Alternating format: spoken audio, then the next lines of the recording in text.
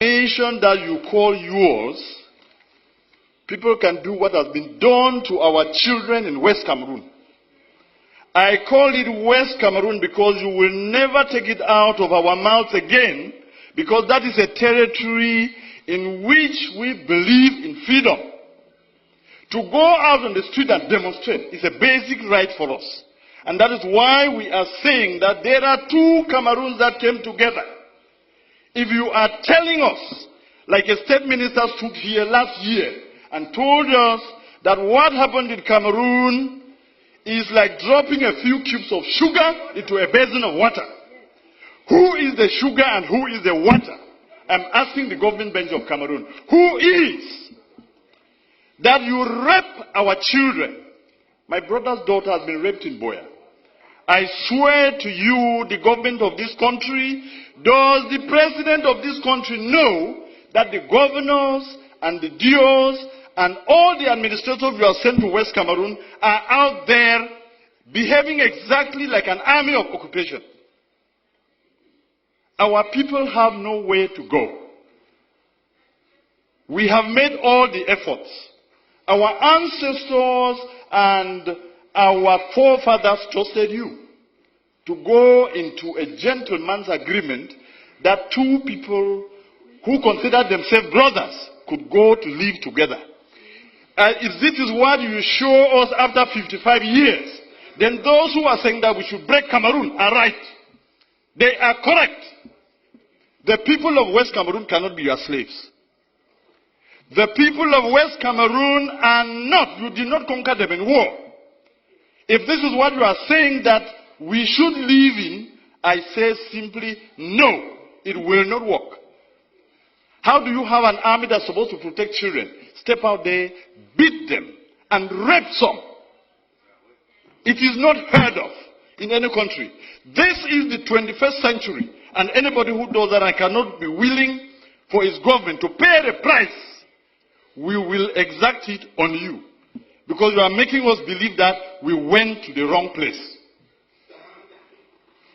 What is there to say? I want the world to know and to have it on record that we have made efforts. I have sat with ministers and listened to them talk. The first one was the then Minister of Justice, Amadou Ali, 10 years ago. And I took my time, drove from Kombo to Yaoundé to tell him something is brewing out there. This thing that you people are sending gendarmes to beat people up and say all of these things, there is pain in West Cameroon. And as Minister of Justice, be very careful. What happens there?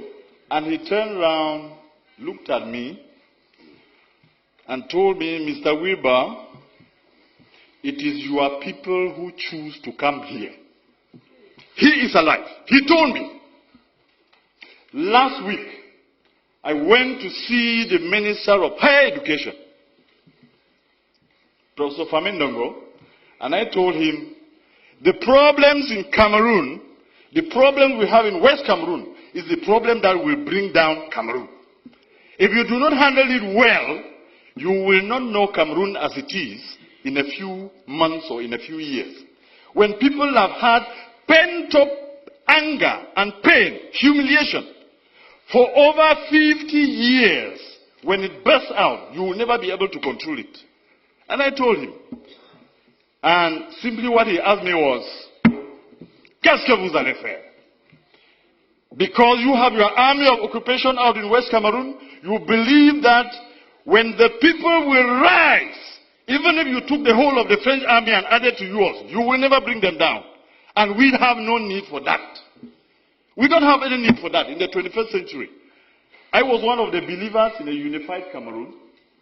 And I want to tell this house that what has happened to those children in Boya University and in Bamenda has convinced me that the people who say Cameroon should go in two parts are correct. And there are more and more of us out there who now believe that it is the ultimate end. I listened the other night, an offer of 1,000 jobs, an offer of 2 billion francs for lay schools, and I laughed at myself. Are my people slaves? So you now take them to be your dogs. that you can beat and wound and maim, break their bones, then throw a piece of meat for them to fight over. It has to end. If we, the people of West Cameroon, have to continue doing what we are doing, it is because we believe that the more is always the merrier. When you have more people, you have more chances of surviving in life. If the more people who are the people of East Cameroon have proven to us that our blood means nothing, then it is time for us to say it will soon be over.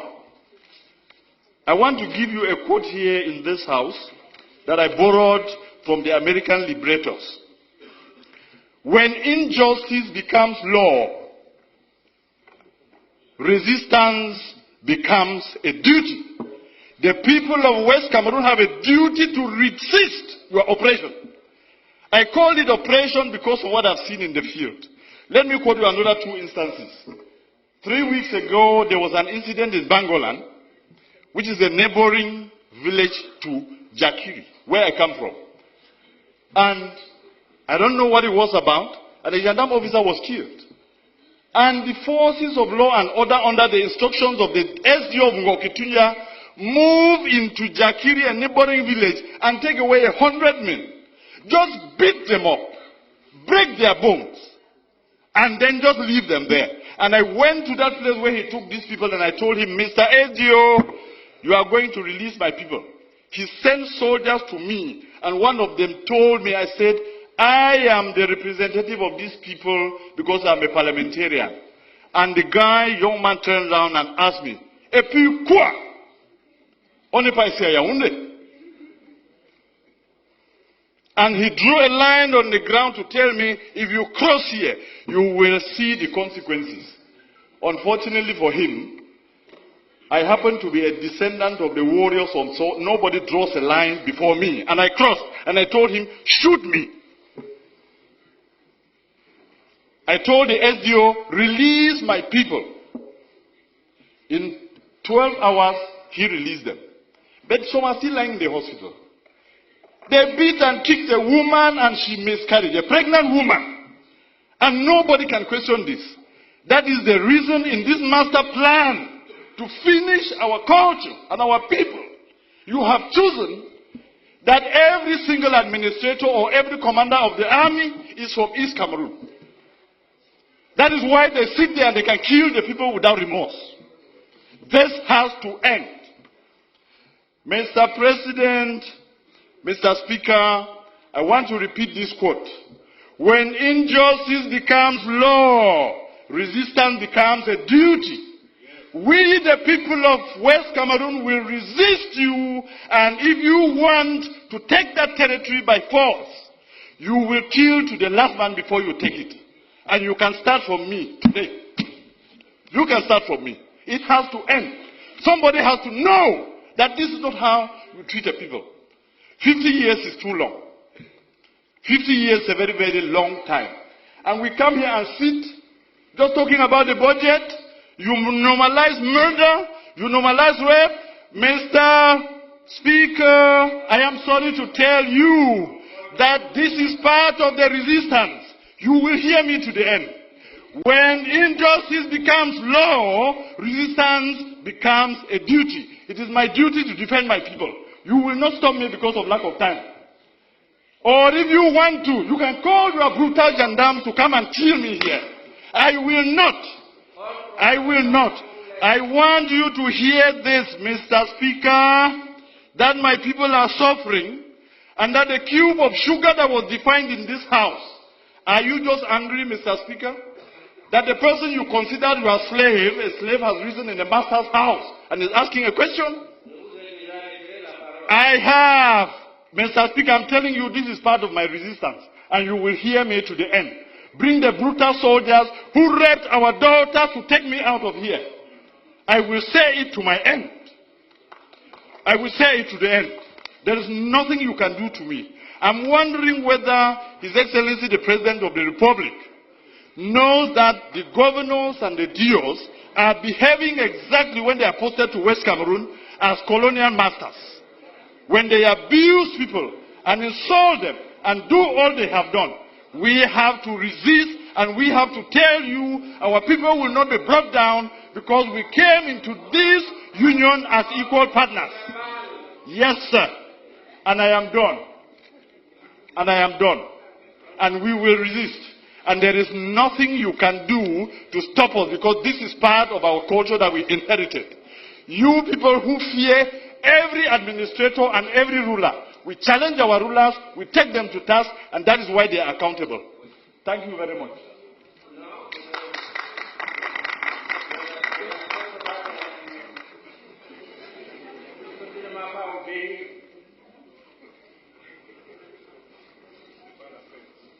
Mettre sur pied un programme d'urgence de réhabilitation et de mise à niveau de toutes ces formations sanitaires victimes d'accidents. Et en évoquant cela, Monsieur le ministre, je ne peux m'empêcher de soulever le cas de l'hôpital de district d'Ebebda, qui n'emporte que la désignation et pour lequel je vous avais saisi il y a 2 ans. À ce jour, le plateau technique de cette formation reste on ne peut plus sommaire. Or, cette localité est très souvent le théâtre d'accidents mortels, volant alors qu'elle marchait paisiblement et prudemment le long de la route. Monsieur le ministre, c'est un cri de détresse que je lance. J'espère qu'il sera entendu. Me tournant à présent vers le ministre en charge du développement urbain, je voudrais relayer les cris de détresse des habitants de certains quartiers de la capitale de notre pays. Mimboman 3, Etam, Bafia, Mkolombon, ils sont nombreux, Monsieur le ministre. Ces quartiers de la zone urbaine de Yaoundé confrontés à l'inaccessibilité en raison de l'état de dégradation avancée des voies. Nous pensons, Monsieur le ministre, qu'il est urgent de prendre en compte dans le programme d'urgence en cours certains de ces axes routiers pour permettre à notre cité capitale d'être un milieu de vie agréable pour tous ses habitants. Je voudrais également signaler à votre attention, au cas où vos collaborateurs ne l'auraient pas fait encore, le danger permanent que constitue la voie d'accès, du reste très fréquentée, reliant le rond-point école publique Bastos à la rue dite Dragage. Depuis plusieurs mois, les usagers assistent impuissants à l'érosion progressive de l'étroite ruelle au point de franchissement de la rivière Mfunzisi. Il serait indiqué d'y opérer une intervention urgente avant la survenance d'une catastrophe, c'est-à-dire l'effondrement total de ce qui tient encore lieu de chaussée. Voilà quelles étaient mes préoccupations, Monsieur le très honorable Président de l'Assemblée nationale, et j'exprime d'avance mes remerciements aux membres du gouvernement pour la prise en compte de ces plaidoyers, afin que le ciel de l'émergence vers laquelle nous conduit le chef de l'État, son Excellence Paul Biya, se dévoile pour l'immense majorité de nos compatriotes. Je vous remercie.